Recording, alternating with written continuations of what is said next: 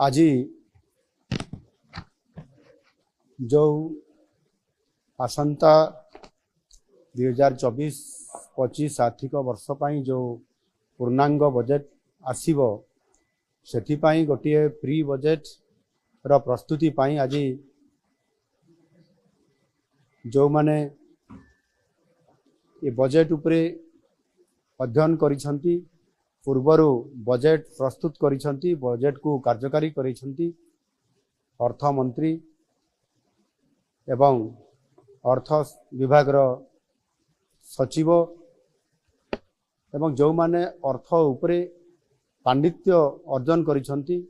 एवं विभिन्न ये अर्थ संबंधी अनुष्ठान संपुक्त अछंती समानंको आज डका जाइथिला। आपण माने जानती आम सरकार प्रथमरु ही लोकंक सरकार भावरे साधारण जनतांकर मतामत को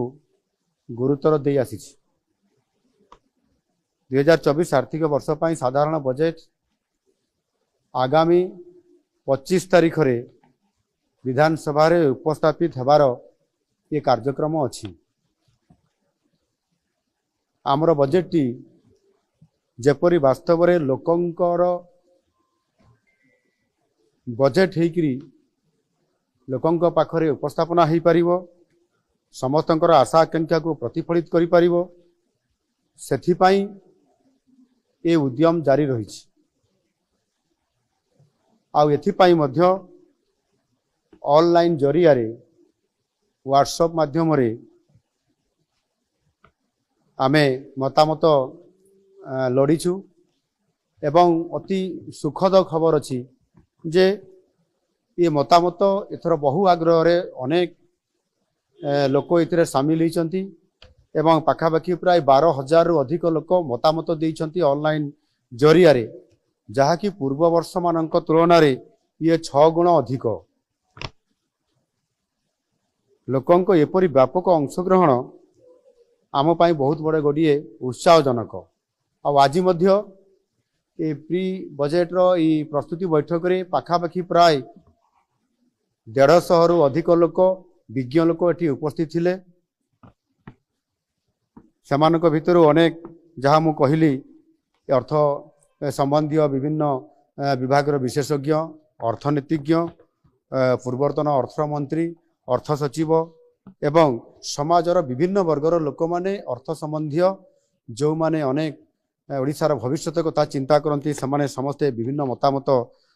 देइछंती। ये मतामत देवा भितर समानक भितर 26 जन अति मूल्यवान तांकर प्रस्ताव एवं मतामत से सेठी उपस्थापना करने सहित मध्य लिखित आकार मध्य प्रस्ताव से देइछंती। सेमानकर समस्त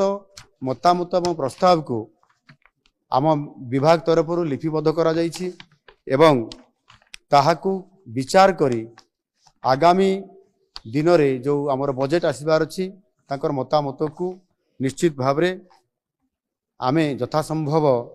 एथिरे प्रतिफलित करिया पई आमे चेष्टा करिवु। आ सेथि पई जो लोकंकर बजेट जेभଳି भावरे आज लोकंका पाई प्रस्तुत हेबा को जाउ अछि ता निश्चित भावरे आगामी दिन रे ओडिसा को नुआ ओडिसा गठन करिबारे सहायक हबो। धन्यवाद।